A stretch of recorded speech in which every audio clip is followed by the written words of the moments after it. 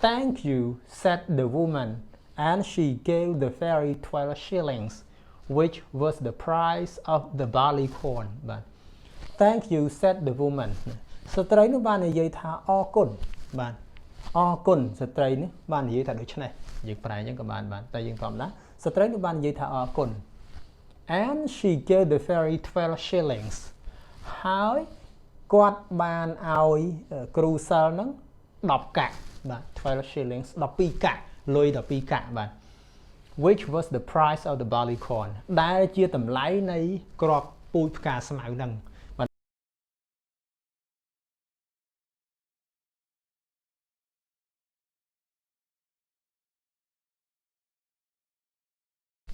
បាទជំរាបសួរនិងសួស្តីបងប្អូនអ្នកសិក្សាភាសាអង់គ្លេសទាំងអស់គ្នាបាទសូមស្វាគមន៍មកកាន់ក្លឹបភាសារបស់យើងបាទហើយអរគុណច្រើនដែលបងប្អូនគាំទ្រសិក្សាភាសាអង់គ្លេសជាមួយនឹងក្លឹបភាសាបាទអូខេពីក្លឹបភាសាថ្ងៃនេះខ្ញុំនាំបងប្អូនមកសិក្សាអំពីប្រធានបទថ្មីមួយគឺតាក់ទងទៅនឹងរឿងការរៀនបកប្រែរឿងនិទានបាទរឿងនិទានងាយស្រួលទេរឿងហ្នឹងគឺខ្ញុំយករឿងដែលគេរៀនក្មេងៗនៅស្រុកគេរៀនជាភាសាអង់គ្លេសហ្នឹងបានន័យថាភាសាអង់គ្លេសងាយបំផុតបាទអូខេគឺរៀនបកប្រែរឿងនិទានពីអង់គ្លេសមកខ្មែរ English Story Translation បាទហើយប្រធានបទរឿងដែលយើងបកប្រែដំបូងគេគឺ Thumbelina រឿងរបស់នាង Thumbelina បាទន័យថានាងតូចប៉ុនមេដៃភាសាច្រើនយើងឃើញរឿងនិទានតាក់ទងក្មេងស្រីតូចមួយដែលជួនកាលអាចមានបកប្រែជារឿងតុក្កតាអីសម្រាប់ខ្មែរយើងមើលក៏ប៉ុន្តែថ្ងៃនេះយើងរៀនជាភាសាអង់គ្លេសបាទរៀនអង់គ្លេសជាមួយរឿងនិទានសម្រាប់កុមាររឿងសម្រាប់កុមារទេក៏ប៉ុន្តែជារឿងពេញនិយមបំផុតហើយបើយើងមើលពីលំដាប់ថ្នាក់នៃភាសាអង់គ្លេសគឺជាលំដាប់ថ្នាក់ភាសាអង់គ្លេសងាយបំផុតហើយក្មេងៗនៅមត្តេយ្យក៏អាចរៀនបានបាទក៏ប៉ុន្តែសម្រាប់យើងជាជនជាតិដែលរៀនភាសាអង់គ្លេសទោះយ៉ាងណាក៏វាមានការលំបាកខ្លះដែរដោយសារតែយើងត្រូវជួបពាក្យច្រើនណាស់នៅក្នុងរឿងនិទានបាទអូខេអញ្ចឹងសម្រាប់រឿង Thumbelina រឿងនាងតូចប៉ុនមេដៃនេះយើងចូលទៅសិក្សាពាក្យសម្រាប់មេរៀនទី1នេះយើងសិក្សាពាក្យសិនបាទហើយតែសិក្សាពាក្យរួចហើយយើងអានរឿងទាំងអស់គ្នា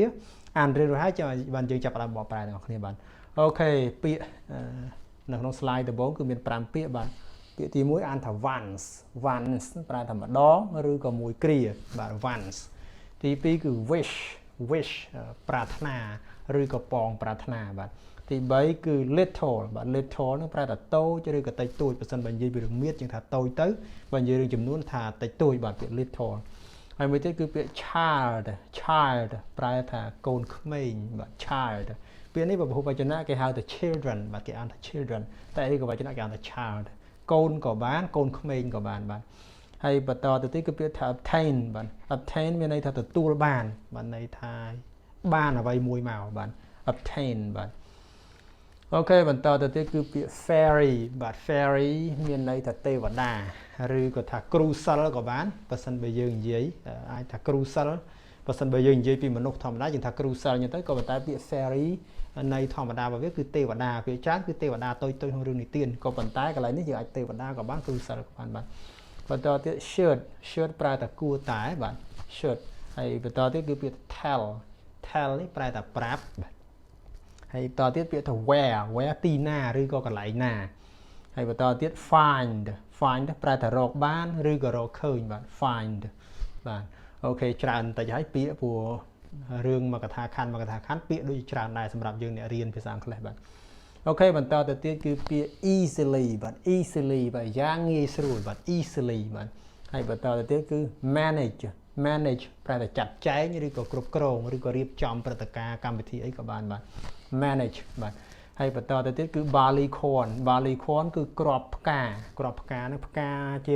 យើងថាគ្រាប់ផ្កាស្មៅបាទតែផ្កាជារុក្ខជាតិប្រភេទស្មៅវាអត់ធំវាអត់ខ្ពស់ទេវាដុះទាបបាទអញ្ចឹងហ្នឹងគឺ barley corn សំដៅដល់គ្រាប់ពូជបាទតទៅទៀត different ប្រែថាផ្សេងគ្នាឬក៏ផ្សេងបាទបើយើងនិយាយពីរឿងប្រៀបធៀបយើងថាផ្សេងគ្នាតែបើយើងនិយាយពីរឿងលក្ខណៈច្រើនយើងថាផ្សេងទៅបាទអានថា different ទៅពីរម៉ាត់ទេបាទអូខេបន្តទៀតគឺពាក្យថា grow នេះប្រែថាលូតលាស់បាទលូតលាស់បើន័យថាវាចាប់ផ្ដើមធំម្ដងតិចនិយាយពីដំណាំក៏បាននិយាយពីមនុស្សក៏បានបាទ grow បាទអូខេបន្តទៅទៀតគឺពាក្យ farmer គឺកសិករឬក៏យើងថាអ្នកស្រែចម្ការក៏បានបាទ farmer ឲ្យតែមាន farmer មាន field ប្រែថាវាលឬក៏ថាវាលស្រែបាទច្រើនយើងនិយាយថាវាលស្រែបាទ field ហើយបន្តទៀតគឺ chicken គឺសត្វមាន់ទៀតដែលយើងចិញ្ចឹមបាទ chicken ហើយបន្តទៀតគេយកសាប់ថា put ប៉ុន្តែថាដាក់ចុះកន្លែងណាមួយបាទ to put បាទហើយបន្តទៀត flower pot គឺផើងផ្កាបងប្អូនផើងផ្កាបាទ flower pot ហើយបន្តទៀតគឺពាក្យថា happen ប្រែថាកើតឡើងអ្វីមួយកើតឡើងព្រឹត្តិការណ៍ឬក៏ហេតុការណ៍មួយកើតឡើងបាទ happen បាទអូខេបន្តទៅទៀតពាក្យថា said ពាក្យនេះអានថា said ជាអតីតកាលរបស់ say មានន័យថាបាននិយាយបាទ said បាទហើយបន្តទៀតគឺពាក្យ gave ជាអតីតកាលរបស់ give មានន័យថាបានឲ្យបាទ gave បាទហើយបន្តទៀតគឺ shillings និយាយថាកាក់បានន័យថាសំដៅដល់ចំនួនលុយរបស់អង់គ្លេសគេមានកម្រិតតូចបំផុតហ្នឹងគេហៅ shilling យើងថា1កាក់2កាក់ខ្មែរយើងនិយាយ1កាក់2កាក់1សេន2សេនគេថា shilling ហ្នឹងគឺកាក់សំដៅដល់លុយបាទអូខេបន្តទៀតគឺ price គឺតម្លៃបាទតម្លៃដែលទិញដូរអញ្ចឹងយើងហៅថា price បាទហើយបន្តទៀតពាក្យថា went គឺជាអតីតកាលរបស់ go ប្រែថាបានទៅបាទ went អតីតកាលរបស់ go បានទៅបាទហើយចុងក្រោយនៅ slide នេះគឺ plant ប្រែថាដាំឬក៏ដាំដុះបាទ plant ដាំដំណាំហ្នឹងបាទ plant អូខេបន្តទៅទៀតពាក្យថា immediately បាទ immediately ប្រែថាភ្លាមបាទហើយបន្តទៀតពាក្យ grew up បាទ grew នេះវាមកពាក្យ grow មិនហ្នឹងហើយដែលប្រែថាលូតលាស់បាទ grew up ហ្នឹងបានន័យថាបានធំឡើងឬក៏បានលូតលាស់ឡើងលូតលាស់ចេញជារូបរាងធំពេញវ័យទៅបាទយើងហៅថា grew up គឺមកពាក្យ grow up ហើយបន្តទៀត appearance ប្រែថាទ្រង់ទ្រាយបានន័យថាអ្វីដែលបង្ហាញចេញមកពីខាងក្រៅរូបរាងដែលបង្ហាញចេញខាងក្រៅអានឹងគេហៅថា appearance បាទហើយបន្តទៀតគេពាក្យថា large ធំបានន័យថា very big ធំបាទហើយយើងថាធំណាស់ក៏បានបាទ large ហើយបន្តទៀតគឺពាក្យថា leaves នេះជាពហុវចនៈឯកវចនៈរបស់វាគឺ leaf គឺស្លឹកឈើស្លឹកអីក៏ដោយរុក្ខជាតិហ្នឹងបាទយើងហៅថា leaves ពហុវចនៈ leaf ឯកវចនៈចុងក្រោយគេគឺពាក្យថា bud គឺសំដៅដល់ផ្កាដែលវារីកតិចអត់ទាន់រីកខ្លាំងហើយយើងនិយាយដល់ផ្កាគឺពេលវារីកខ្លាំងគឺចាយអស់ផ្កាស្រទាប់វាចេញអស់ក៏ប៉ុន្តែពេល bud នេះបានន័យថាវារីកបន្តិចទេវាអត់ចេញស្រទាប់អស់ទេអាហ្នឹងហៅថា bud បាទអូខេអញ្ចឹងពាក្យដែលយើងរៀនមុននឹងចូលទៅដល់សាច់រឿងព្រោះយើងរឿងវែងដែរយើងបកប្រែម្ដងមួយកថាខណ្ឌ2កថាខណ្ឌឬក៏3កថាខណ្ឌឲ្យយើងទៅតាមដែលខ្ញុំគិតថាល្មមសមគួរក្នុងការសិក្សាបាទអូខេអញ្ចឹងពាក្យទាំងអស់នេះយើងនឹងជួបនៅក្នុងរឿងបាទតទៀតយើងអានរឿងតែម្ដងបាទអូខេនេះគឺជារឿងមួយកថាខណ្ឌម្ដងទៅបាទអូខេខ្ញុំអានតែម្ដងដំបូងអត់តាន់ប្រែគ្រាន់តែអានបាទ There was once a woman who wished very much to have a little child but she could not obtain her wish. At last she went to a fairy and said, I should so very much like to have a little child. Can you tell me where I can find one? Okay, នេះជាកថាខណ្ឌទី1កថាខណ្ឌទី2 Oh, that can be easily managed, said the fairy. Here's a barley corn of a different kind to those which grow in the farmer's fields and which the chickens eat. Put it into a flower pot and see what will happen. Thank you, said the woman, and she gave the fairy 12 shillings, which was the price of the barley corn. Then she went home and planted it, and immediately there grew up a large, handsome flower, something like a tulip in appearance, but with its leaves tightly closed as if it were still a bud. បាទអូខេហ្នឹងគឺជាសាច់រឿង3កថាខណ្ឌដំបូងដែលយើងរៀនមិនទាន់ចូលដល់នាងតូចកើតឡើងក៏ប៉ុន្តែជារឿងសាច់រឿងពីដើមមកបាទ ok chẳng dương chập vào đàm prái pi để nhom highlight của hòm cứ pi ông bồn chùa để van spray thầm mà đong rồi cả mũi kia mà đong nó bạn wish phải bong bát na lấy thò về tàu chá về câu lấy thò chá côn tàu như thế obtain the tool ban ferry ta cruiser rồi cái tây và đa shoot của tai và tell prap where tina find rồi khơi như cái rọc ban này ok there was one a woman who wished very much to have a little child dương prai máu there was one mà thà miên pê mùi nú a woman sợi tây mà nè who wished very much đại pong bát na khlang na miên bầm non pong bát na khlang na to have a little child trong banឬក៏ចង់មានកូនតូចមួយបាទ but she could not obtain her wish ប៉ុន្តែគាត់មិនអាចទទួលបាននៅសេចក្តីពងប្រាថ្នារបស់គាត់ទេ obtain វាទទួលបានសម្រេចបានក៏បានអូខេ but she could not obtain her wish អូខេបន្តទៀត at last she went to a fairy បាទនៅពេលចុងក្រោយបំផុតបាទ at last ចុងក្រោយបំផុតshe went to a fairy នាងក៏បានទៅរកគ្រូសិល្ប៍ម្នាក់បាទទៅរកគ្រូសិល្ប៍ម្នាក់ and said ហើយបាននិយាយថា I should very much like to have a little child can you tell me where I can find one បាទ okay I should so very much like to have បាទ I should so very much like to have ខ្ញុំគួរតែបានតែពិត should ហ្នឹងយើងនិយាយថាបូកជាមួយ like នេះថាគួរតែទទួលបានឬក៏ថាខ្ញុំចង់បានក៏បានបាទ I should very much like to have ខ្ញុំចង់មានយើងនិយាយថាខ្លាំងណាស់ខ្ញុំចង់មានខ្លាំងណាស់មានអី have a little child កូនតូចមួយខ្ញុំចង់មានកូនតូចមួយខ្លាំងណាស់មក clear គាត់និយាយ I should so very much like to have a little child ខ្ញុំចង់មានកូនតូចមួយខ្លាំងណាស់បើយើងប្រែតាមពាក្យខ្ញុំគួរតែចូលចិត្តមានពិបាកស្ដាប់អញ្ចឹង should បូកជាមួយ like យើងប្រែថាចង់បានបាទខ្ញុំចង់បានចង់មានកូនតូចមួយខ្លាំងណាស់ Can you tell me តើអ្នកអាចប្រាប់ខ្ញុំបានទេបាទ tell នេះប្រាប់ where I can find one បាទតើខ្ញុំទៅរកនៅណាបានកូនតូចមួយទៅរកនៅកន្លែងណាធ្វើមិនបាន where can I find one យើងអាចថាធ្វើមិនបានកូនតូចមួយក៏បានបាទចង់ឲ្យគ្រូសិស្សជប់ឲ្យឬយ៉ាងម៉េចបាទអូខេបន្តមកគ្រូសិស្សក៏ឆ្លើយ Oh that can be easily managed said the fairy គ្រូសិស្សគាត់បាននិយាយថា said the fairy នេះបាននិយាយថាម៉េច Oh that can be easily managed Oh រឿងនោះអាចជារឿងដែល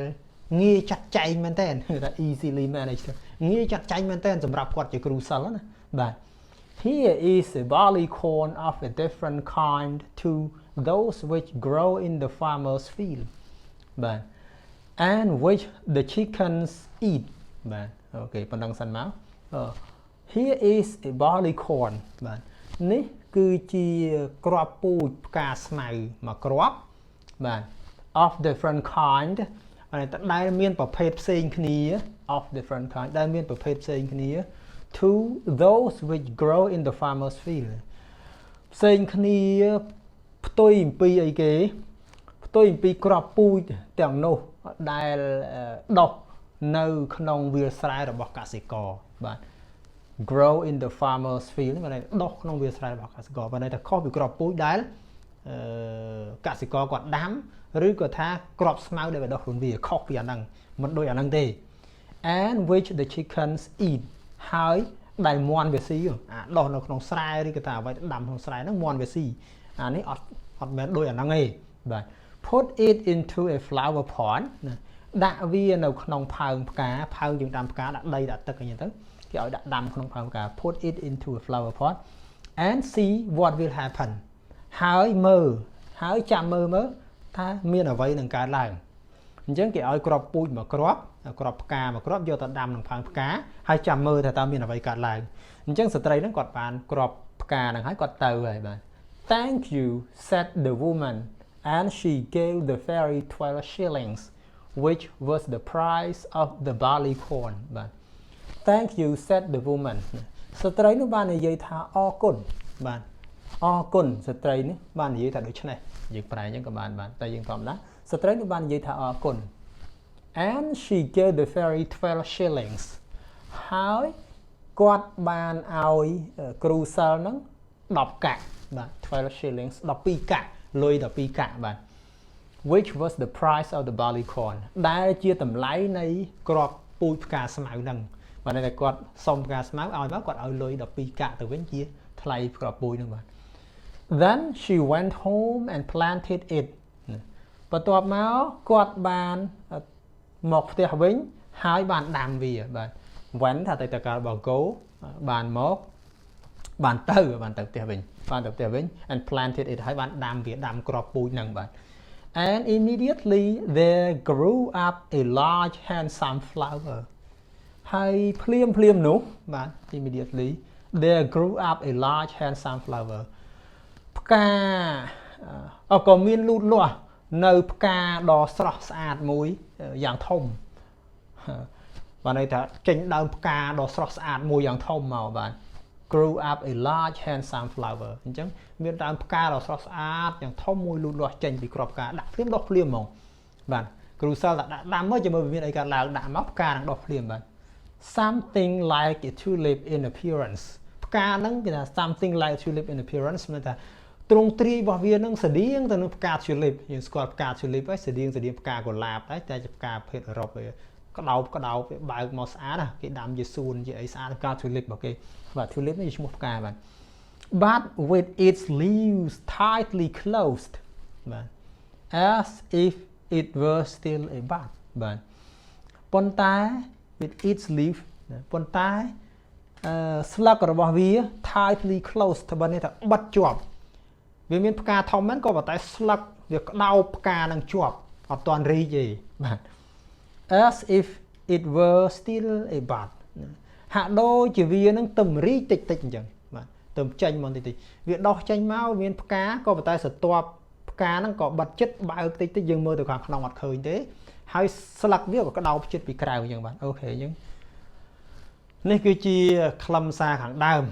នៃសាច់រឿងបាទន័យថារឿងនិទានហ្នឹងគឺខ្ញុំដាក់មួយមេរៀនហ្នឹងប៉ុណ្ណឹងចុះបាទន័យថា3កថាខណ្ឌហើយរួមជាមួយនឹងពាក្យដូចជាច្រើនបន្តិចដែរសម្រាប់អ្នករៀនភាសាអង់គ្លេសយើងក៏ប៉ុន្តែខ្ញុំសង្ឃឹមថាអ្នករៀនទាំងអស់គ្នាអាចព្យាយាមសិក្សាតាមសាច់រឿងទាំងអស់ហ្នឹងបានន័យថារៀនពាក្យទាំងអស់ហ្នឹងឲ្យចេះហើយរៀនអានជាមួយខ្ញុំបន្ទាប់មករៀនបកប្រែដើម្បីឲ្យយល់សេចក្តីនៃសាច់រឿងអញ្ចឹងខ្ញុំសង្ឃឹមថាមេរៀនភាសាអង់គ្លេសមួយនេះនឹងបានជាប្រយោជន៍ច្រើនដល់អ្នកសិក្សាទាំងអស់គ្នាបាទទី1បានចេះពាក្យទី2បានដឹងរឿងនិទានហើយទី3បានរៀនបកប្រែនៅអត្ថបទពីភាសាអង់គ្លេសមកភាសាខ្មែរទៀតផងបាទអូខេអញ្ចឹងមេរៀនថ្ងៃនេះមានប្រហែលប៉ុណ្ណឹងបាទខ្ញុំបាទសូមខន្តីជាស្រ័យរកកំហុសឆ្គងបាទសូមអរគុណសូមគោរពលាបាទ